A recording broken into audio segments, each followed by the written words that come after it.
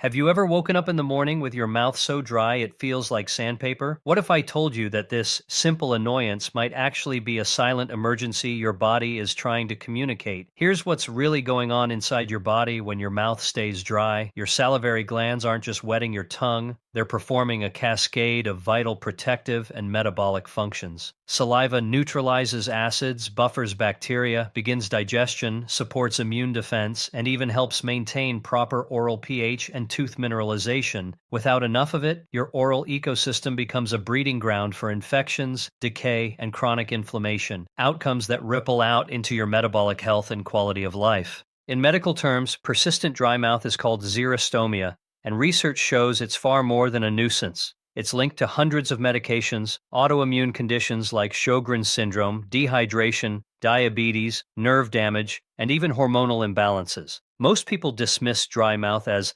nothing serious. But here's the truth. Saliva production is a barometer of your metabolic resilience, nervous system balance, hydration status, and glycemic control. When saliva falters, your body is sending a clear signal that something deeper is going wrong.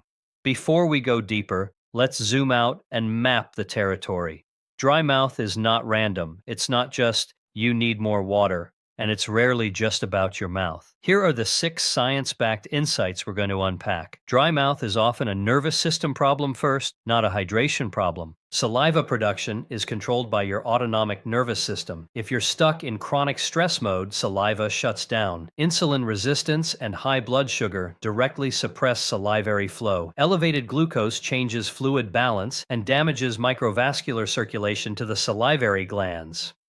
Chronic dehydration is often electrolyte depletion, not water deficiency. You can drink plenty of water and still be functionally dehydrated at the cellular level. Medications and antihistamines disrupt acetylcholine signaling. Many common drugs block the exact neurotransmitters required to stimulate saliva. Hormonal shifts, especially cortisol and estrogen imbalance, impair gland function.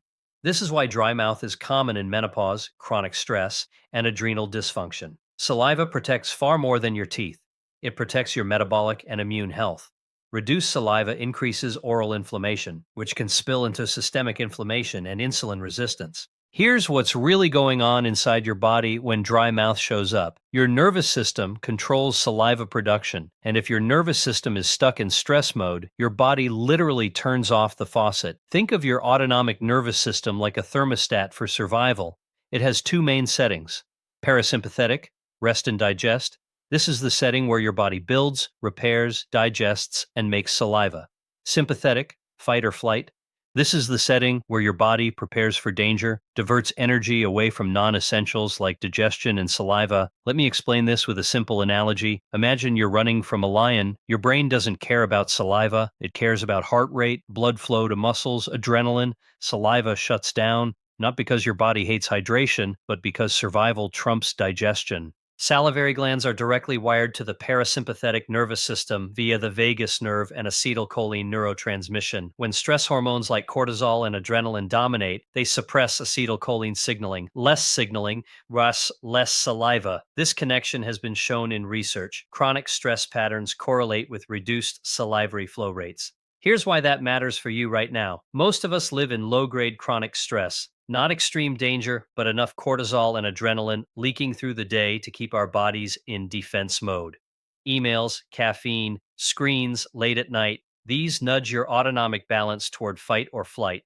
And chronic fight or flight suppresses saliva. So what do you actually do about it? Here are clear, actionable tools you can apply today. Deep breathing pattern reset, 4-second inhale, 6-second exhale for 5 minutes, 2x day. This stimulates the vagus nerve and shifts you into parasympathetic dominance. Early light exposure on waking, 10-15 minutes of morning natural light. This helps reset your circadian rhythm and reduce stress hormone spill. Cut stimulants after noon, especially caffeine, so your nervous system can downshift into rest and digest. Calming micronutrients, magnesium glycinate before bed, 150-300 mg. Magnesium supports GABA signaling, which quiets sympathetic dominance. And here's a tip most people overlook. Hydration only works if your nervous system is in the right mode. You can drink liters of water. If stress is strong, your body won't direct fluids into salivary output. Here's what's really going on inside your body when dry mouth and blood sugar problems show up together. Saliva production is tightly linked to your metabolic state, especially how your body handles glucose and insulin. Let me explain this with a simple analogy. Imagine your body cells are a city's traffic system. Insulin is like the traffic cop directing glucose into cells. When insulin works well, traffic flows smoothly. Nutrients are delivered, metabolism hums, and everything runs efficiently. When insulin stops listening, insulin resistance, traffic jams occur. Glucose piles up in the bloodstream, signaling chaos. That metabolic chaos doesn't stay confined to glucose metabolism. High glucose alters fluid balance in tissues, including the tiny ducts of your salivary glands. Chronically elevated blood sugar can thicken saliva and reduce salivary gland responsiveness, impair microvascular circulation, feeding the glands, increase oxidative stress in glandular tissue. Research shows that people with higher blood sugar, even in the prediabetes range, tend to have lower salivary flow rates and more complaints of dry mouth. And this isn't just oral discomfort, it's a sign your body's metabolic wiring is struggling. Here's the key takeaway. Dry mouth can be an early signal of metabolic dysfunction, long before diabetes shows up in your labs. So what can you do right now to support your metabolic health and restore salivary function? Time-restricted eating, TRE. Aim for a 10 to 12-hour eating window. This gives your body a daily fasting period, reducing insulin stress and improving metabolic flexibility. Balance your plate with protein and fat first. This slows glucose absorption and prevents big blood sugar spikes that stress metabolism. Low glycemic carbohydrate choices.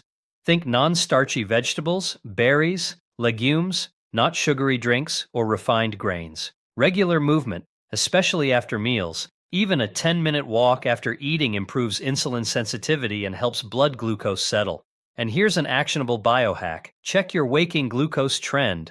A fasting blood sugar consistently above 90 mmHg DL, 5 mL, may be a sign your metabolic system is under stress, especially if dry mouth is present. Now let's address one of the biggest misconceptions. Most people think dry mouth means I need more water. But here's what's really going on inside your body in many cases. It's not a water deficiency. It's an electrolyte imbalance. Let me explain this with a simple analogy. Water is like rain. Electrolytes are like the irrigation system that directs that rain into crops. Without the irrigation channels, the water doesn't nourish anything. It just runs off. Your salivary glands rely heavily on sodium, potassium, chloride, and magnesium to create fluid gradients that allow saliva to be secreted into your mouth. This is basic cellular physiology. Water follows minerals. If mineral balance is off, saliva output drops. Here's where this becomes especially relevant in modern life.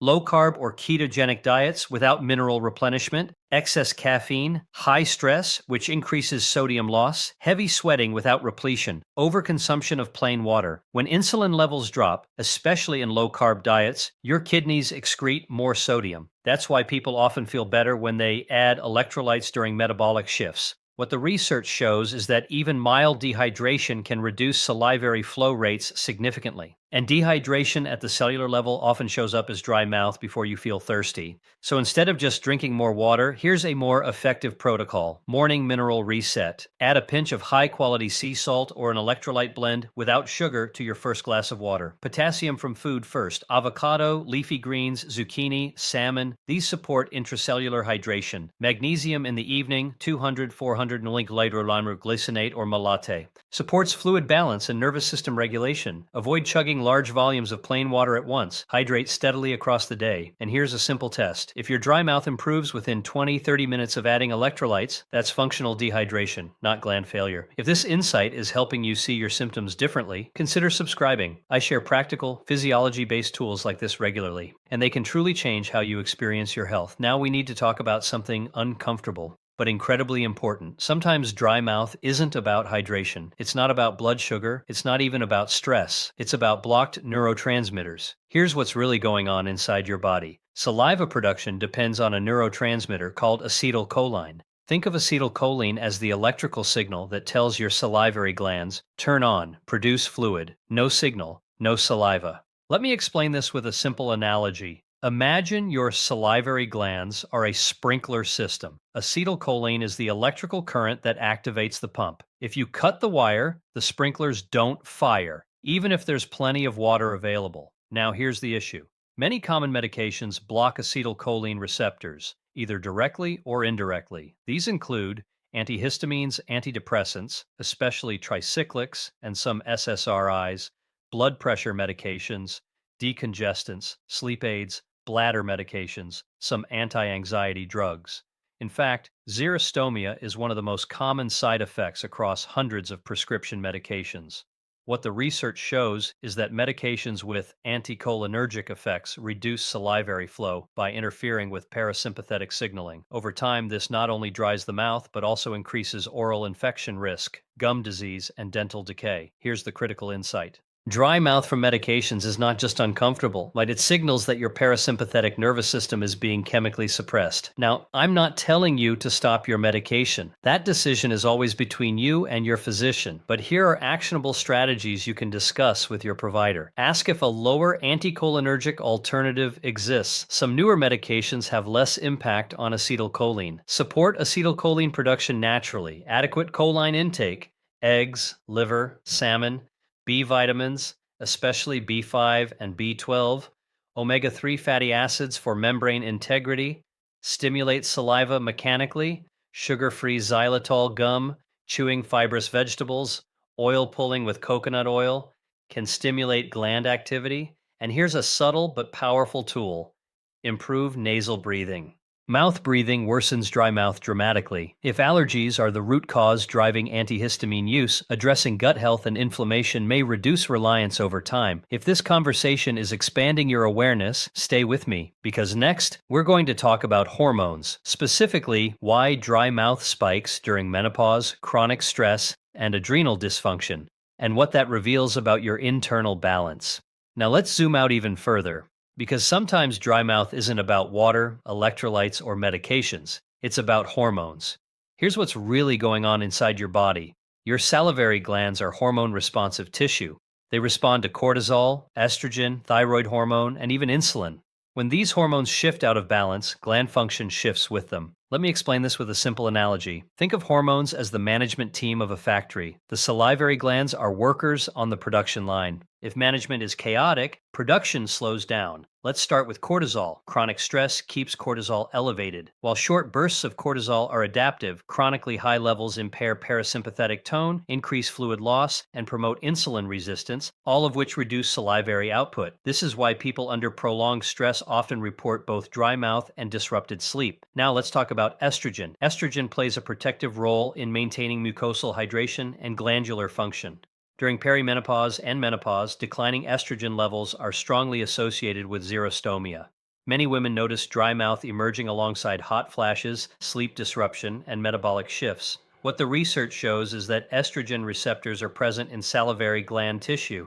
When estrogen declines, glandular secretion efficiency declines as well, and then there's thyroid function. Low thyroid slows metabolic rate, including glandular secretions. Hypothyroidism often presents with dry skin, constipation, and dry mouth. Now let's bring this full circle. Most people think saliva is just moisture, but here's what's really going on inside your body. Saliva is a biological defense system. It contains antimicrobial peptides, enzymes like lysozyme, immunoglobulin A, IgA, growth factors, and buffering agents that regulate oral pH. It neutralizes acids. It controls harmful bacteria. It protects the microbiome of your mouth. Let me explain this with a simple analogy. Think of your mouth as the front door of your immune system. Saliva is the security team. When the security team goes home, invaders walk in freely. When salivary flow drops, harmful oral bacteria increase. Inflammation rises locally, but it doesn't stay local. What the research shows is that oral inflammation is strongly associated with systemic inflammation, insulin resistance, cardiovascular disease, and even cognitive decline. Chronic periodontal disease has been linked to higher inflammatory markers like CRP and IL-6. Here's the critical insight. Dry mouth increases risk of gum disease. Gum disease increases systemic inflammation. Systemic inflammation accelerates aging. This is why dry mouth isn't cosmetic. It's metabolic. And here's something even more fascinating. Saliva plays a role in nitric oxide production in the oral cavity. Nitric oxide helps regulate regulate blood vessel dilation, blood pressure, and mitochondrial efficiency. Disrupt saliva. Disrupt nitric oxide signaling. So what can you do to protect this anti-aging system? Prioritize oral microbiome health. Brush gently but thoroughly twice daily. Floss daily. Consider a hydroxyapatite toothpaste. Avoid alcohol-based mouthwashes that strip protective bacteria. Support nitric oxide naturally. Leafy greens, arugula, spinach, beet greens. Avoid antibacterial mouthwash right after nitrate-rich meals. Stimulate saliva naturally. Chew fibrous vegetables. Stay hydrated with electrolytes. Practice nasal breathing. And here's a powerful reminder. Your mouth reflects your metabolic state. Inflammation in the mouth often mirrors inflammation in the body. So when you notice dry mouth, don't ignore it. Ask the deeper question. What is my body trying to tell me? Now let's wrap this together and talk about your next step, because knowledge only becomes powerful when you act on it. Dry mouth is not random, it's not trivial, and it's rarely just about water. It can signal nervous system imbalance, it can signal insulin resistance, it can reflect electrolyte depletion, it can reveal medication effects, it can expose hormonal shifts, and it can quietly increase inflammation throughout your body. Here's the pattern we uncovered. Saliva production is a mirror of your metabolic resilience. When your body feels safe, nourished, balanced, and hormonally regulated, saliva flows. When stress, blood sugar chaos, inflammation, or depletion take over, saliva dries up. So here's your challenge. Pick one root cause pathway we discussed today. Support your nervous system. Balance your blood sugar, replenish electrolytes, improve sleep timing, or optimize oral microbiome health. Then track how your body responds over the next 7 days, because symptoms are signals, and when you respond intelligently, your body responds back. If this added value to your understanding of health, like the video and subscribe to join others optimizing their metabolism, energy, and longevity naturally. Your body is always communicating. The question is, are you listening?